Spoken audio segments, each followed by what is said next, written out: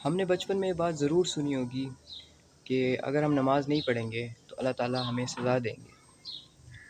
یہ بات ہم نے اپنے بڑوں سے یا کسی اور سے سنی ہوگی۔ اس بات میں کوئی شک نہیں کہ اگر ہم نماز نہیں پڑھیں گے تو اللہ تعالیٰ ہمیں سزا دیں گے۔ لیکن آپ کو پتہ ہے کہ اگر آپ نماز نہیں پڑھتے تو یہ بھی اللہ تعالیٰ کی ایک سزا ہی ہے۔ اللہ جس سے ناراض ہو جاتا ہے اس سے اس کا مال نہیں لیتا، اس سے اس کی اولاد نہیں لیتا، بلکہ اس انسان سے سجدے کی توفیق لے لیتا ہے، اور یہی سب سے بڑا نقصان ہے۔ یہ مت سوچا کریں کہ میں جاب پر ہوتا ہوں یا مجھے کوئی اور کام ہوتا ہے یا میرے پاس ٹائم نہیں ہوتا، میں دوستوں میں ہوتا ہوں تو اس لیے میری نماز قضا ہو جاتی ہے، بلکہ یہ سوچا کریں کہ میرا ایسا کون سا گناہ ہے، کون سی ایسی چیز ہے جو مجھے اللہ کی یاد سے غافل کر رہی ہے۔ یقین کریں صرف 2 منٹ سوچنے کی دیر ہے اور آپ کو وہ چیز مل جائے گی، وہ وجہ مل جائے گی جو کہ آپ کو اللہ کی یاد سے دور کر رہی ہے۔ تو فوراً اس وجہ کو خود سے دور کریں اور نماز پڑھنا شروع کر دیں۔ اب ہم میں سے کچھ لوگ یہ بھی سوچتے ہیں کہ اگر ہم نماز نہیں پڑھیں گے تو کچھ نہیں ہوگا اور اللہ تعالیٰ ہمیں معاف کر دیں گے۔ تو اللہ تعالیٰ قرآن مجید میں خود کیا فرماتے ہیں وہ تو سن لیں۔ اللہ تعالیٰ فرماتے ہیں سورہ مدثر میں کہ ہر شخص اپنے کرتوتوں کے باعث گرفتار ہوگا، مگر دانی طرف والے نیک لوگ جنتوں میں ہوں گے اور پوچھتے ہوں گے، یعنی آگ میں جلنے والے گناہ گاروں سے، کہ تم دوزخ میں کیوں پڑے؟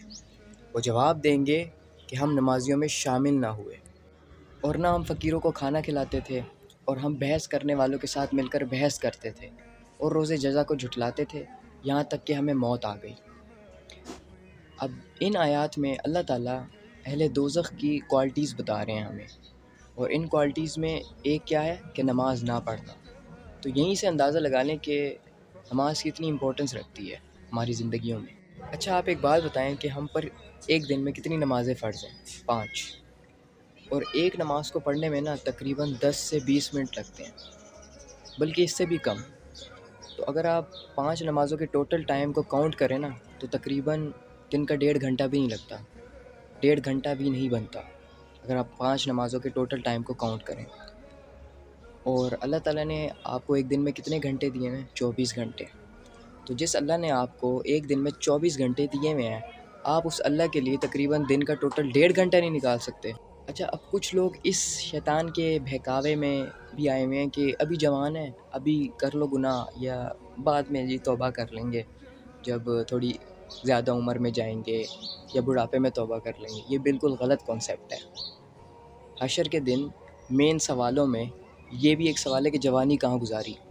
آپ کیا بتائیں گے اللہ تعالیٰ کو کہ جی میں نے اس سوچ سے جوانی گزاری کہ میں بڑھاپے میں جا کے توبہ کروں گا، اور میں نے اپنی جوانی میں حرام ریلیشن شپ اور میوزک سنا، ٹک ٹاکیں بنائیں میوزک پر، اور لڑائی جھگڑے کیے، ایٹیٹیوڈ بوائے بنا ہیں، یہ بتائیں گے؟ اور یہ جو ہمارے اتنے اچھے اچھے دوست ہیں نا دنیا میں، اور ہمارے اتنے اچھے تعلقات ہیں ان کے ساتھ، یہی ہمارے سب سے بڑے دشمن ہوں گے۔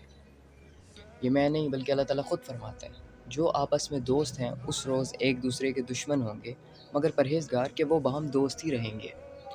اس آیت کا مطلب یہ ہے کہ جن لوگوں نے یہاں پر اچھے کام کیے، جن دوستوں نے یہاں پر اچھے کام کیے، نیک اعمال کیے، اپنی دوستیوں کے اندر اللہ تعالیٰ کو نہیں بلایا، یعنی کہ جس طرح آپ دوست وغیرہ اکٹھے ہوتے ہیں اور جی نماز کا ٹائم ہو گیا، جی نماز کو چھوڑ دو، دوستی یاریوں میں مصروف رہو، تو یہی آخرت والے دن آپ کے دشمن بن جائیں گے، جن کے لیے آپ اللہ تعالیٰ کو چھوڑ دیتے ہیں، نماز نہیں پڑھتے۔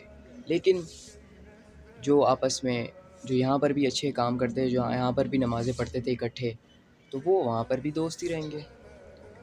تو اس لیے اگر آپ خود نماز نہیں پڑھتے تو نماز پڑھنا شروع کر دیں، اور اگر آپ کے دوست نہیں پڑھتے تو ان کو بھی نماز پڑھنے کی دعوت دیں، ان کو بھی اپنے ساتھ نماز کے لیے لے کے جانا شروع کر دیں۔